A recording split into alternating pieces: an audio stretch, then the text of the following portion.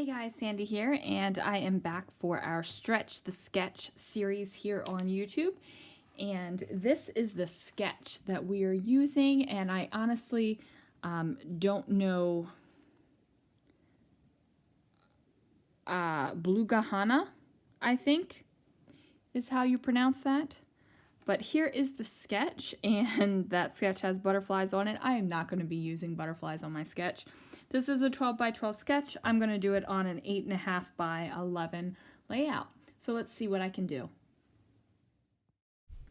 All right, guys, here we go. So you can probably tell, looking at this layout right now, I've got two different colored doilies on there, and that's not going to work for me. Now, this is some very, very old vellum.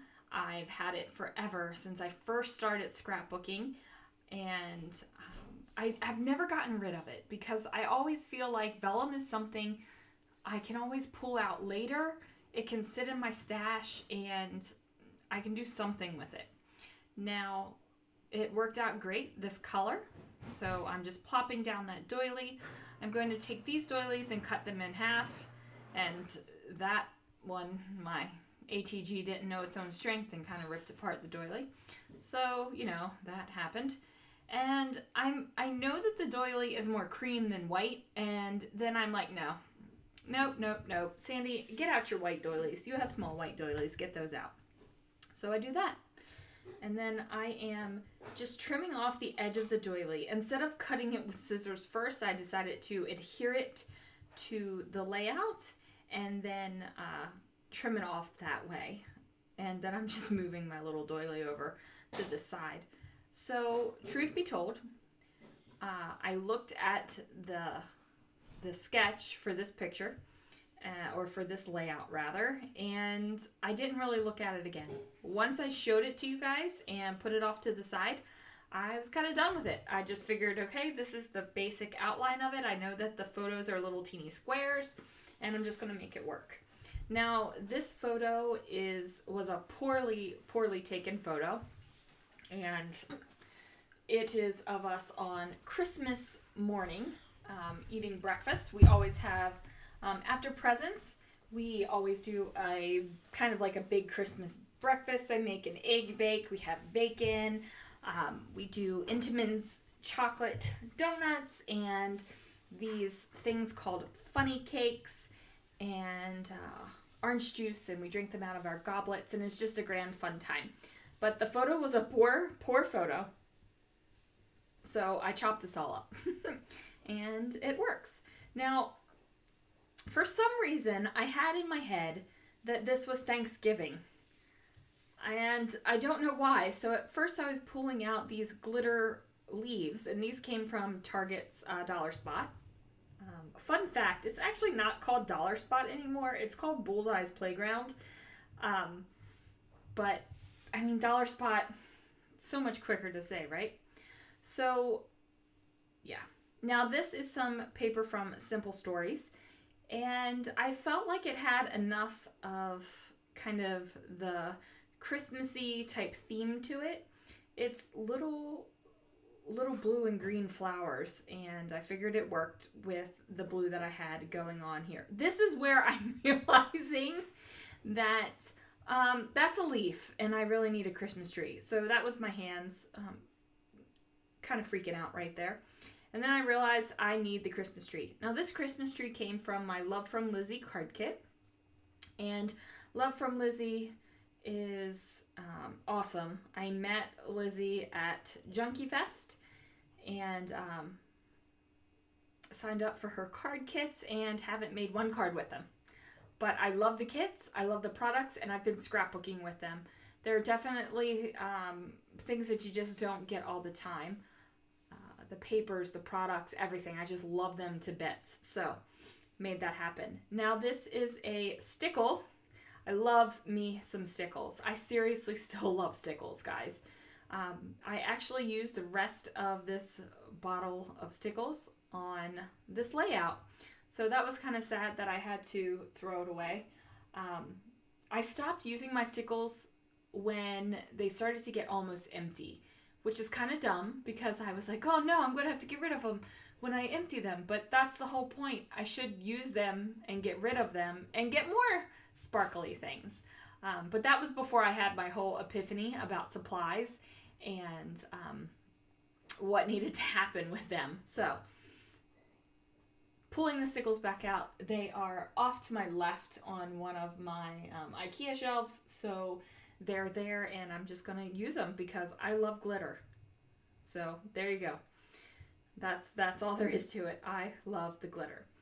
Now, this is the next day. I did let that sucker dry all night long because stickles do take a little bit of time to dry, especially with how thick I place them on there.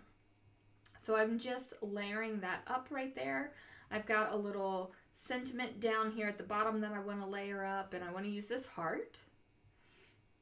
But as you guys know, I kind of bounce around my entire layout while I am scrapbooking. So, you know, I stopped working on the bottom and went back to the middle. And I'm just going to use this same paper to mat all the photos. And I didn't do it exactly an even amount around the edge. So I just trimmed it off with those oh my word, with those scissors. And they're just cheap scissors. I actually like using these cheap scissors when I'm cutting up the foam tape roll because they get kind of sticky. And it really is a pain in my rear end to have to keep cleaning the sticky off of my Glitter Girl scissors or my Fisker scissors with my Fisketeer number on them.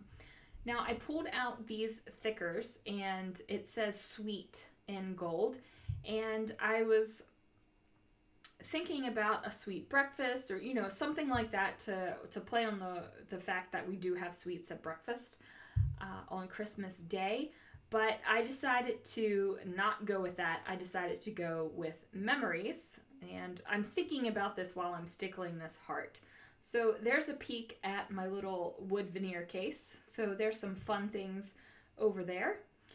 And it's still off to the side. So I stickled that heart and then I dabbed it off and then I used my heat gun to dry it. So it's not as fully glittered as the Christmas tree is up there. And I'm okay with that. And the reason why I'm okay with that is because the gold on the letters don't exactly match the gold of the stickers or the stickles.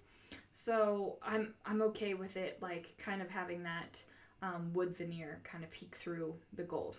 I love the look at it, and that's all there is to it. So I'm using a Distress ink because I think that it is the closest ink I have to match that vellum piece that I have, and I believe it's weathered wood. Now, if I would have planned this out a little bit better, I would have stamped all of this before I put my doilies and my photos down, but you know what? I didn't plan it out better. I didn't really think about it. So while I am lifting and stamping, and all I'm doing is taking various little scrolly and curly Q kind of stamps that I have and just making them peek out from behind the doilies and the photos. And I believe there's some sort of fancy curly Qs on the sketch as well. So I'm just, like I told you guys, I didn't really look at the sketch again after I showed it to you at the beginning. I just put my phone off to the side and actually I was watching YouTube videos on my phone while I was doing this, so I didn't really want to stop the YouTube video and go back and look at the sketch. Ugh, that would have pain. So here I am, I'm just stamping these down, and then that is all the stamping. I mixed it up a little bit, and the stamping does go over the vellum, it does go over the white of the layout, and that is perfectly fine with me. Now, during that time, I also added some sparkly enamel dots, and now I'm just going to put down the word memories like I was telling you guys before. So make sure that you check out everybody else who participated in the Stretch Your Sketch challenge this month. Everybody's links are down below, and I will let you guys in on a little secret. I matted this 8.5 by 11 layout on a 12 by 12 sheet of blue cardstock that pretty much matched, and I popped it in my album. So even if you're stretching the sketch, you want to make it work for you, and that is what I did. So guys, thank you so much for watching. Make sure you hit subscribe if you're not already subscribed.